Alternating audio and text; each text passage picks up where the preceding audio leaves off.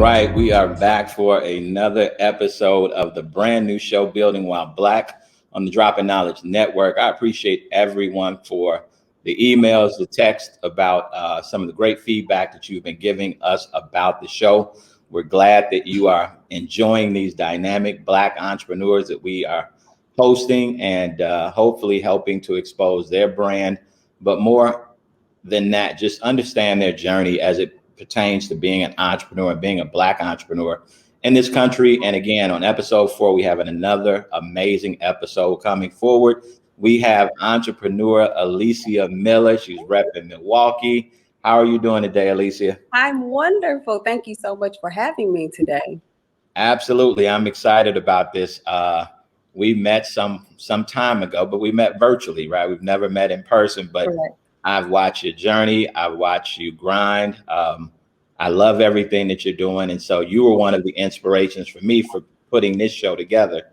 So we can tell these stories because I think these stories are so powerful. So let's start in the beginning, right? And so growing up, what was your access to entrepreneurs? Did you know any? Did you get influenced by any? Talk about that experience as an early childhood. Well, I am very, very fortunate to say that my mom is actually an entrepreneur. And, I got to see the ups and downs very, very early. My mom has been a massage therapist for over 21 years now. Wow. And so, I watched her work she was in a foundry, and I saw as she transitioned into becoming her own boss. And it was something about that was just liberating. I got to witness the ups, the downs, but at the same time, the freedom that she was able to get and the passion that she had behind what she was doing made it worthwhile. So not a stranger to it at all. Not right. At all. So did she, so as you started to grow up in high school years and maybe on to college, did she push you that direction? Did you feel that push that direction? Or she really just kind of let you choose your own direction? It's funny because I thought I was taking a totally different path. So I'm a vocalist, and that's by training, and in my heart, that's what my love has always been. And she supported that from day one. And when I moved back to Milwaukee, I started teaching, and she supported that. My mom's always been a great support. And it was funny because when I said, and I always say, Mom, I want to just jump out of a plane, like when I want to do something different. And when I told her I wanted to take that leap, she was just like, I don't know if this is what you want to do. Like, it's a new industry. It's something like brand new. You've really paved a path for yourself in the education realm. Why don't you just build? And, I think it came from a space of her looking at her struggles and, me being in the place that I was in my life. So I won't say that she didn't support it, but it was a difficult ride for her. Got it. So outside of you wanting to start this journey, was there anyone that was really pushing you in that direction, or were you kind of a solo woman saying, hey, this is what I want to do, and you just dug in and you started down that path? Honestly, I've always been a self-starter, and I have a great support system. Again, my mom has always been right there. I have some very close friends who just believed in me. And then my community, on top of everything else, my community really supported what I was doing. And so that made it very easy for me to transition into this. Yeah. Okay. So we've talked around it, but now let's talk about what it is that you actually do. So give us the origin, right? How you kind of came up with the product and what you wanted to do. Okay. And then tell us about the product. Tell us about the business. Okay. So I'm a Spelman woman. I'm a mother. I was an educator. I was on the road singing. And one thing that I realized is that I wasn't taking care of myself. And I went to the doctor, and I was contemplating taking a sabbatical from teaching because I had just gotten so tired, the politics, and just my body was tired. And I found out that I was pre-diabetic. I found out that, my acid reflux was so bad that it was at a place where it was like, okay, you're going to end up with nodules on your vocal cords. and just downright depressed more than anything else. I had no energy, and it was just like, the mundane life of getting up and not feeling valued. Right. And my sister, who's a nurse, she was like, "Hey, sissy, try this drink. Now it stinks. It tastes horrible, Mm-hmm. but it's so good for you." And I'm like, that's a horrible selling point. Like, but maybe a year later, honestly, I tried it.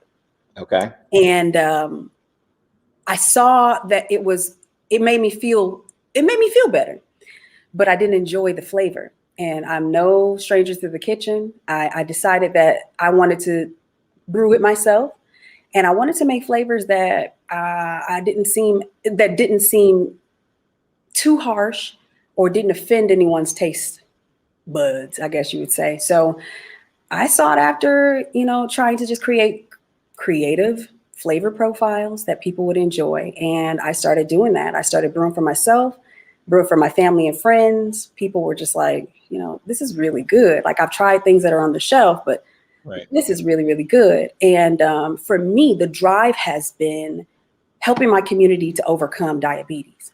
We enjoy sugary drinks. We enjoy all those things that are, more than not bad for us. Yep. And so the push for me was creating my brand where it was less sugar. So even less sugar than the ones that are already on the shelves.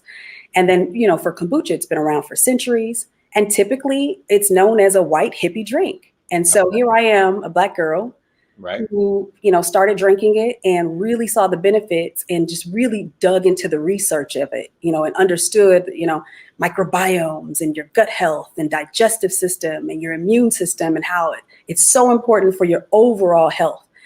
And so I just dove right in, and it's a journey that continues, but it's one that I would never say that I should not have taken this path. Got it. So you unpacked a lot there. So let's dive back in. So this business, right, is some businesses you can kind of, you want to do it, you just jump in and you go. But this, given it's a product that you have to consume and put in your body, there's I'm assuming a lot more research, a lot more homework. Kind of talk about that process. So any other entrepreneurs that are out there that are getting into maybe something that you consume, right? What does that look like versus, I loved old school hip hop, and next thing you know, I was on a concert. Right. There wasn't much homework or research that I needed to do outside of your basic business research. So you can roll something like that out pretty quickly, but talk about the journey of building something like you've built.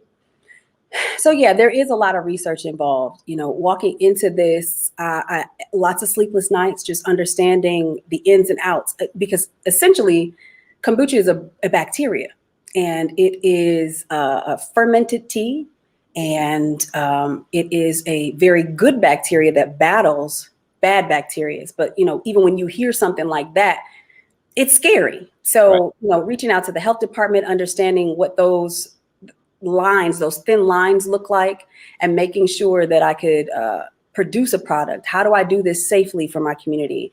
What are the ins and outs as far as the places where I'm producing this? Like, my licensing, what does that look like? There were so many different things, understanding bottling and sizing and understanding who my target audience is. So a lot of research in that, on top of really just trying to determine if it's a viable product, like if people are gonna like it at all. So, hitting the streets and just giving it out and having people just try it out. So in the beginning, it was a lot of hit and miss. It was a lot of people saying, ugh. And then it was on the flip side, it was a lot of people saying, I've heard about it, or I know that probiotics are great for me, so I'm going to try it. Got it. Okay. So what was that? Was that before you created a product, how much time was put into the homework before you actually had that first batch that, outside of maybe having mom try it or someone really close that you felt like, okay, I feel I'm at a point where I can take this to someone and actually have them try it and be confident and comfortable and all of those good things? Honestly, within 6 months, I was so adamant about doing it. Within 6 months, I had already had the label.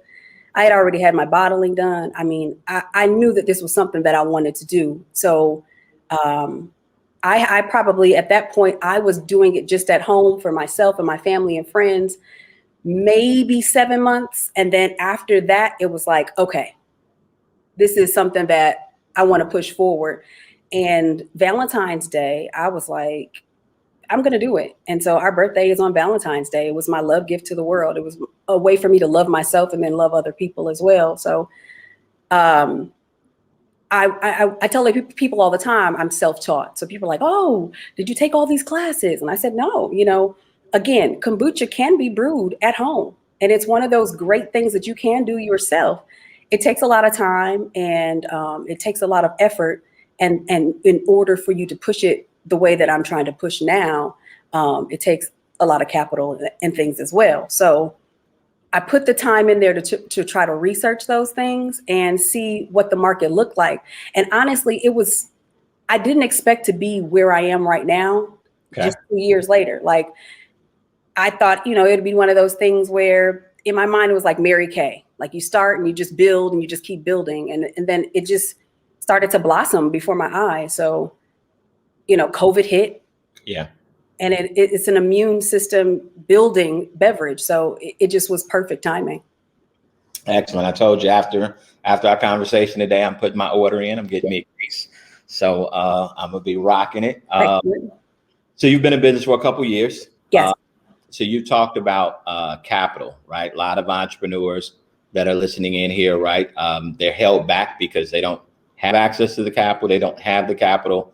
What did that look like for you? Was there a certain dollar amount that you wanted to raise from investors? There a certain amount of dollars that you had in savings that you were willing to commit? How did you kind of come up with that number, and how did you actually pull that capital together? Okay, so I started, now mind you, I was teaching at the time. So with $300, honestly, with $300, I built my company, and it was small. And I bought my first batch of bottles, and then a friend of mine bought my second batch of bottles, and I started just building from there. And I think my first large investment was $5,000 of my own money, because as of right now, I have not, and I call people, I haven't begged for money yet. I'm ready to start begging. But I hadn't, and I was just using my own capital. And I read the story of GT Dave, who would be our staple for kombucha, and him and his mom, they started with their own money and they took out no loans. Now they started in the 90s, so it was totally different time. I'm a Black girl in Milwaukee, most segregated city in the world. So different things like that. I had a lot of obstacles, but at the same time, I had a great product and people supported. So I was able to team up with people that believed in me in a shared kitchen space where my rent was minimal. And then it was almost gifted to me because they totally believed in what I was doing. So from $300, and then I took a major $5,000, and that was just me buying some more equipment and really wanting to say, okay, I believe in me. I'm going to go ahead and put this in there. And then from that, the business has sustained itself. It has sustained itself. That's amazing. That's amazing. So what about, some folks will come up with an idea. They'll have an idea. I want to start a business, but maybe they lack in the business acumen area. Where would you rate yourself on a scale of 1 to 10? 1 kind of knowing nothing about business versus 10 pretty sharp because of mom and how you grew up, et cetera. Where would you kind of put yourself in terms of how well did you understand the business part? So let's answer that first. And then secondly, were there any things that you did to actually beef up some of the business acumen, whether it be books, this, that, et cetera? Kind of share with our audience that piece. Okay, so going in, the reality was I probably rate myself a 3 when it really came down to it. I had passion. I have drive. And in my mind, that can sustain you. But the reality behind it is if you're really trying to build a business and see some growth, you've got to know business. I would say as of right now, I'm probably a 7. And that's just being real. I've taken classes. I've been given access to different accelerator programs. I've paid for different cohorts to really dive in and give me information that really helped me to set myself up for the growth stage of my business. I'm very fortunate to be a part of FabCap, which is the Food and Beverage Institute, and Food and Finance Institute as well. So I'm a part of the cohort for that. I was part of Spark, which is another organization. I got some wonderful resources from our UW system and ended up with a coach. And so with the coach, I'm able to go in and tap in anytime that I need her. And she was great with finance. She was great with marketing. She was great with all of the areas that I was just like, I don't understand.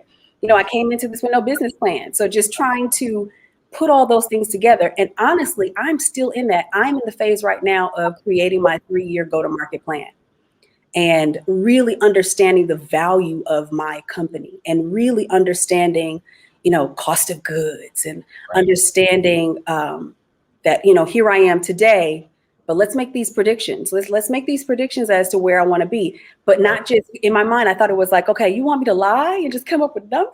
I just don't understand that. But now I'm at the place where it's like, no, I don't have to lie and come up with these numbers because I understand what I have to do in order to get where I want to go. So I feel like it's a ticket to write my own future. And I never realized that it was not easy. I never use the word easy when it comes to business, but it's easy to understand what you could do and what you can do to get to where you want to go. The plan is so important, and I say this, I spoke with someone else recently and I said, a lot of Black businesses, and I see them all the time. We get in a place where, okay, I'm bringing in money. That's it. I can pay my rent. I can pay my mortgage. Right. That's enough for me. Right. But in order for it to really be a business that has some growth, you've got to have a plan and you've got to really take time to understand the market and you've got to understand who you need to go after. And, times are digital now. So those things are super important. So again, I digress. All those things to say that I am learning every single day. It gets better every day.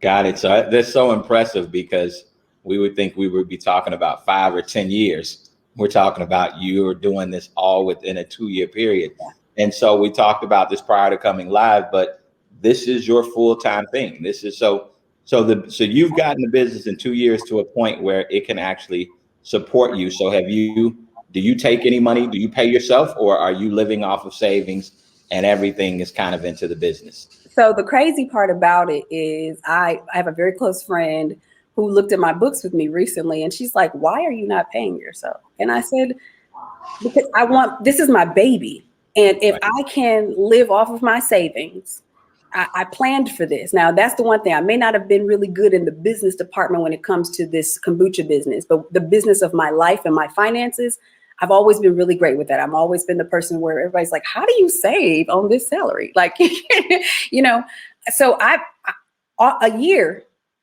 I've been able to live off of my savings.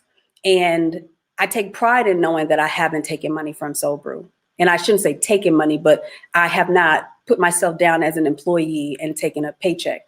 I will be moving into that place now because I've gotten to the point where that's something that I can do. Will it be this outlandish salary? Not as of yet. No, not at all. I love it. I love it. So I had somebody ping with a question of what is the name of your kombucha? So it's called Soul Brew. Talk about the origin of that. So it's funny because most people say, oh, Black girl, Soul Brew, like soul, it's just like, that's cool. That's cool. But it's not about the soul girl. It wasn't about that for me. Honestly, I sat there and when I was thinking of a name, I'm like, when I drink this kombucha, and I literally did this over and over again. I took the bottle and I drank. And I'm like, what does it make me feel like? Like, what is it about it? And so the first thing that came to mind was, like, it just calmed me. I felt so good. Did the research. There's a kombucha out there already. Then the next thing I was like, it's just good for my soul. Like, it was at a place in my life where I needed it. it was at a place where I was just like, I need this freedom. I'm tired of feeling like, no one respects the work that I do.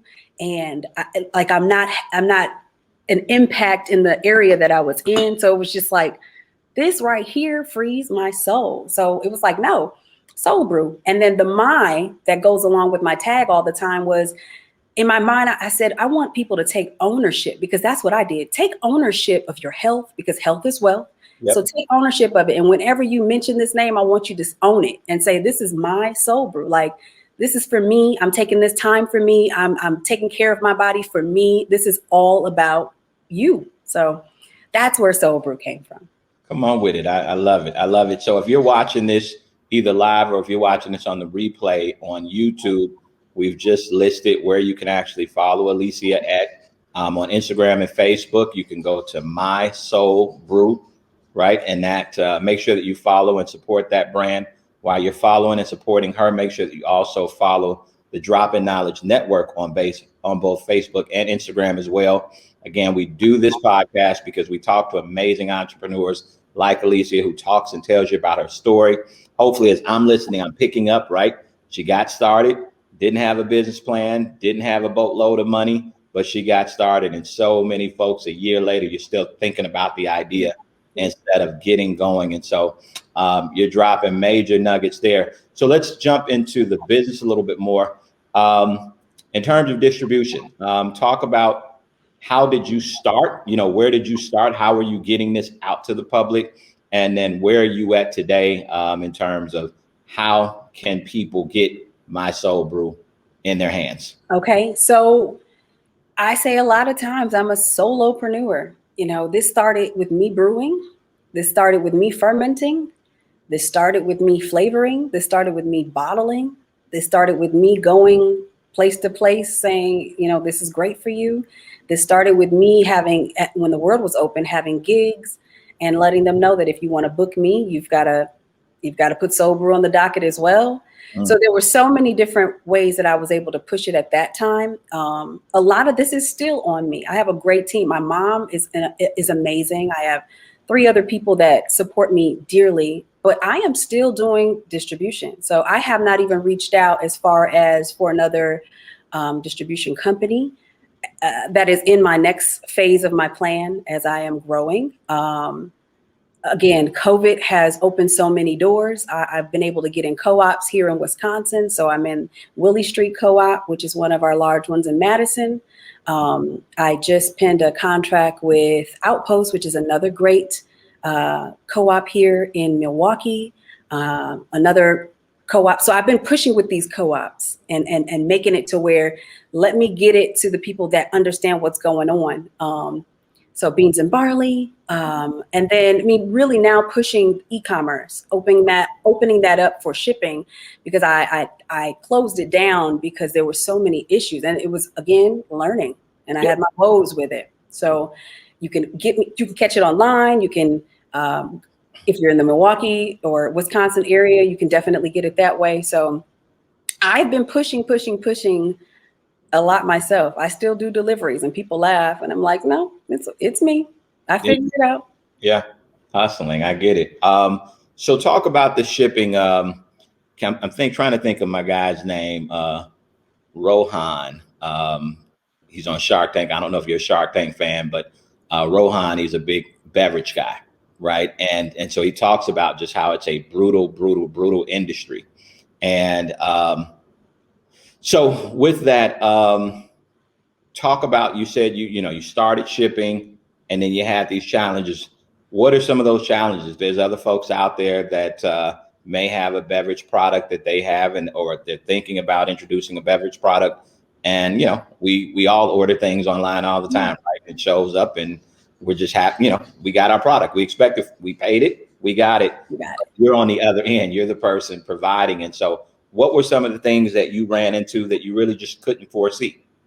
So kombucha is best in glass. So it's has an acid base. So, and it's slightly carbonated, naturally carbonated, but I couldn't ship it in plastic. So that glass bottles are heavy. That in itself, so you're looking at a 16 to 18 pound case for a 12 pack. And so I could not see someone paying for an entire case and then almost paying half in shipping. Right. So it was something that I had to dive in again and find a company that I could latch on, if I'm not making a certain amount of shipments, because at that time, COVID, and I was pushing wholesale. So, not really being able to do that, it was limiting. I've just opened back up and found a service that makes it a lot easier for me to ship out. I am transitioning possibly into cans to make it even better, so, weight and dimension is very, very important. I have a 12-ounce bottle. So, finding the right size box for that, being able just to provide people with the different options it was very difficult. Got it.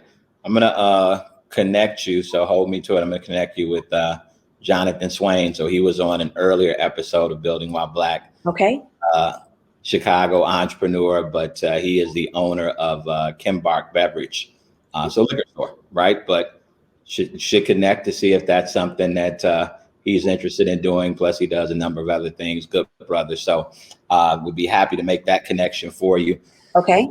So 2 years in, and you don't have to, I know you're a private company, not a public company, so you don't have to share exact numbers, but ballpark revenues, where do you sit today? So I will say this, from my first year in, going into my second year in, we saw a growth of over 80%. Okay, very good. In the midst of a pandemic. In the midst of a pandemic, that is excellent. In the midst of a pandemic, God is good. God is good. I was gonna say, when you look at the number of businesses that the pandemic's closed and you're growing and thriving, that is absolutely great. So I heard you mention earlier about, getting to that point where you may go look for another capital raise. Yes. Kind of talk about that. Is that one? I'd love to understand what you're looking to raise in terms of capital, and then what's the plan with that capital. So I'm putting my Shark Tank hat on now. Not a problem. So I have a pitch tomorrow, and I'm pitching to an investor tomorrow, and I am asking for $100,000. And with that $100,000, I will be able to build out a facility. I'm still in a shared space. So, and I say shared, but I've taken over. So I have the lower level, and I've been able to grow in this space. And I'm so grateful for my friend Caitlin Cullen, who has just graciously loved on me so hard. And so I'm looking for a space, still being a giver, that I want to build out and create a beverage manufacturing facility, not just for myself, but I want it to be an incubator as well for other businesses that are, up and coming. So in this, I will create a shared space, because with kombucha, I have fermentation time. So there's a lot of time that I'll have where it's just sitting, and I'll have equipment that can be used. So $100,000 will take care of a lot of the build out. Marketing is very important right now, really being able to push for that, being able to put together a system for, or a budget for distribution is important as well, because I will not be able to ship forever by myself, So really being able to pour dollars into marketing and distribution and a facility. Got it. Okay. So are you still 100% owner, or have you given away some equity already for someone, I don't know, for anyone who's given their sweat equity, et cetera, or are you still 100% owner of the company? Still 100%. Okay. And so as you start to go out and look for investors, what do you, have you kind of put a percentage that you're willing to kind of give away in exchange for that capital? Or are you looking to take on more of a loan and simply paying it back that way? At this time, I'm looking for more of a loan. And this is a legacy builder for me. And it's something that I feel like I'd love to continue to hold it down. I know it's going to get to the place where it's not just me holding it down, but in these early stages, knowing how it was built and what it was built off of, I'm okay with a loan. Like, I'm okay with you saying you just want your money back and you want some extra on top. That's all right by me. Right. But yeah, stake into the business. I'm not as comfortable just yet. Gotcha. Okay, understood. Have you looked at bringing in influencers and working with them and figuring out some sort of business arrangement with, this person or that person that, has a strong social media following, et cetera, who believes in what you're doing and loves the product? Have you looked at that as an option? So happy you said that. Yes. The base behind Soul Brew really was that I wanted to be able to promote music as well. So I wanted to be able to bring it to people in the music industry and be able to push, because again, being a musician myself, we don't take care of ourselves most of the time. And we're out on the road and we're, drinking whatever we can get our hands on. So I was definitely looking forward to pushing this to influencers, again, my favorite word right now, COVID. COVID definitely shut some things down in that department. Yeah, very, very true. Again, for those that are checking us out through our YouTube pages, et cetera, and you're watching the video, whether it's live or the replay, we have Alesia's website up. So if you're listening to this young lady, you're impressed by this young lady, and you just want to show your love and support, go to her website, which is www.mysoulbrew, so mysoulbrew.com. So mysoulbrew.com. Place your orders, support her. Let's drive those numbers up and let's help our gut health. So it's a win-win. So you can order through your website. Can you buy this online any place else outside of My Soul Brew? Online, well, there is one farmers market,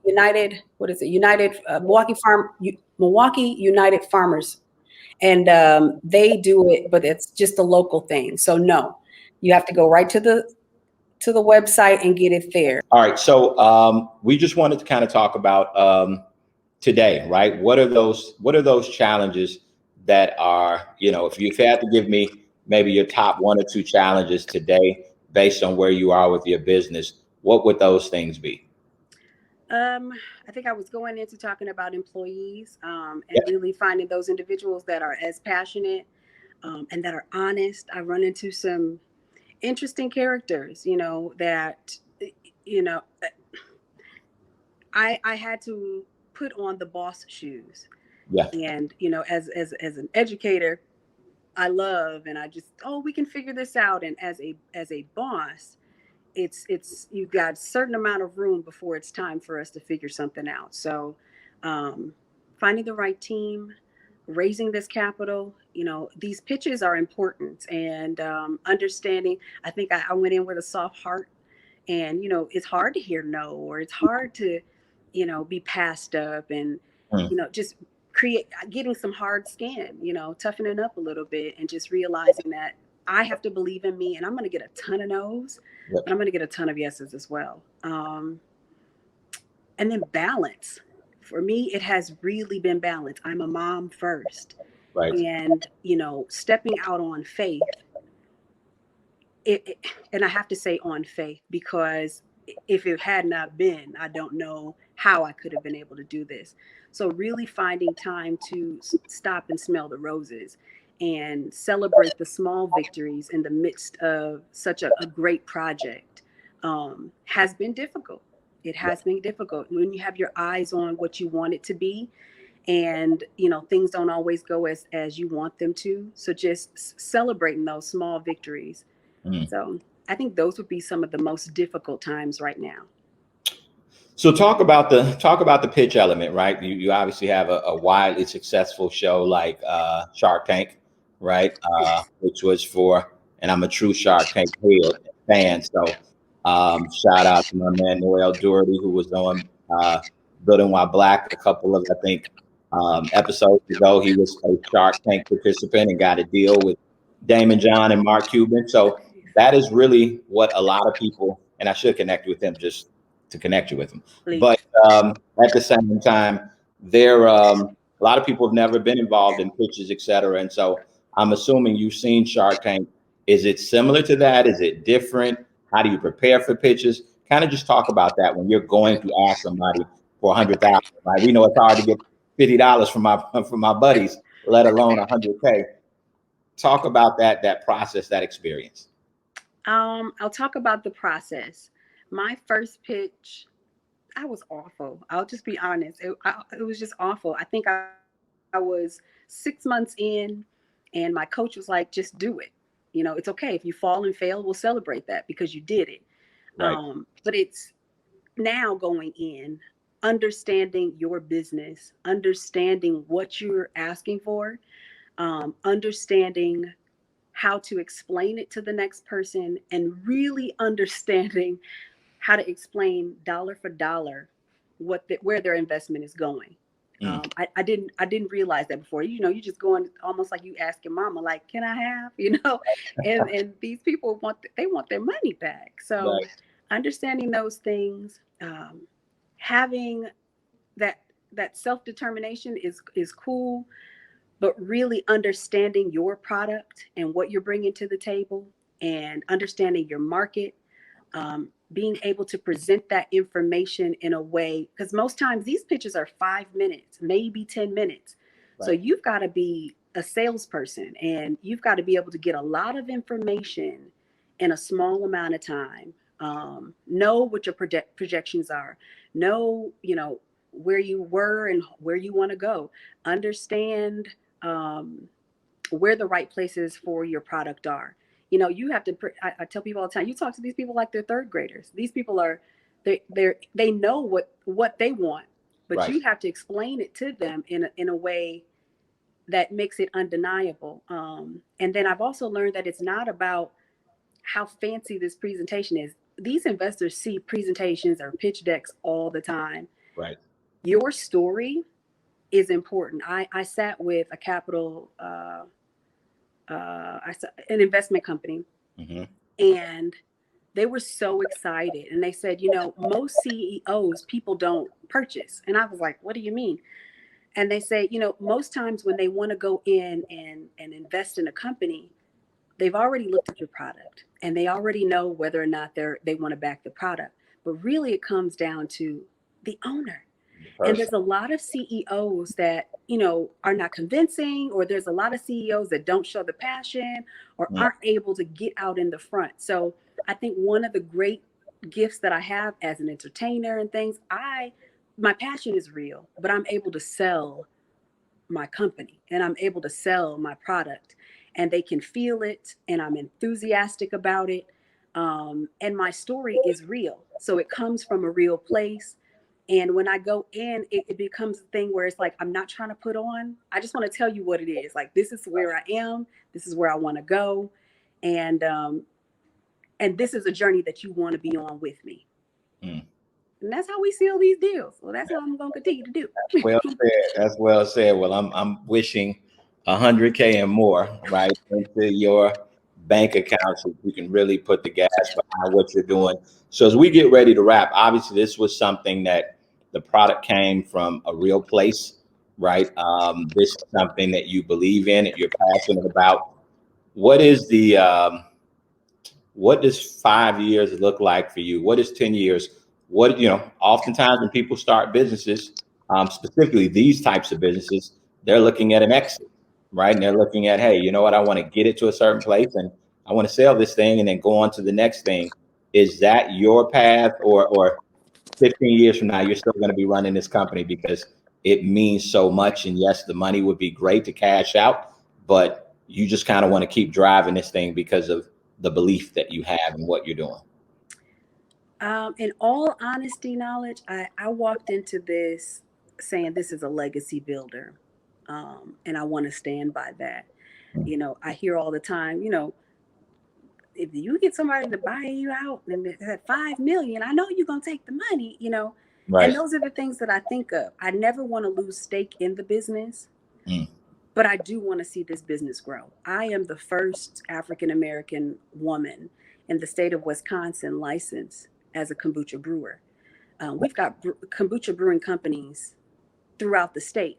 Right. But to say that I'm the first Black woman here, and I say all the time in interviews, like, at that time, I'm like 2020, 2021 to be the first is amazing. But at the same time, it speaks volumes for where we are in society. So holding on to those things, I think of like Famous Amos and things like that. He finally sold and lost it all.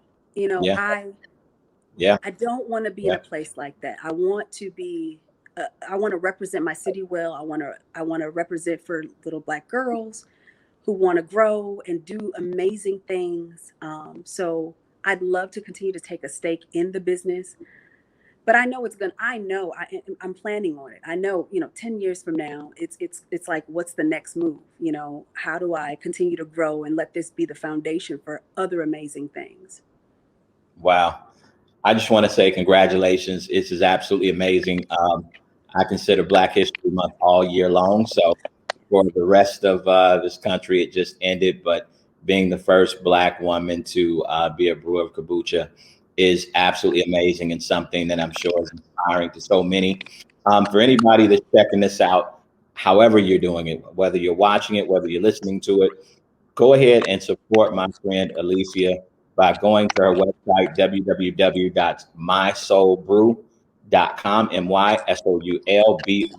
mysoulbrew.com. Go ahead and grab yourself a case. Make sure that you share it with those that you love and people around you so that they can go grab a case, right? And we have to buy Black and support our own. I'm going to do those things that I told you that I'm going to do on my behalf. I want to thank you for taking time out to spend time with us and share your journey and educate us in so many areas about the entrepreneurial journey. And I'm sure that you inspired some folks. Thank you so much again for having me. I appreciate it. And I'm sorry about all these technical difficulties, but I hope the message was heard. Loud and clear. So for everyone else, again, if you're watching this live, we have a show directly after this, Empowered with Sharonda on the Droppin Knowledge Network.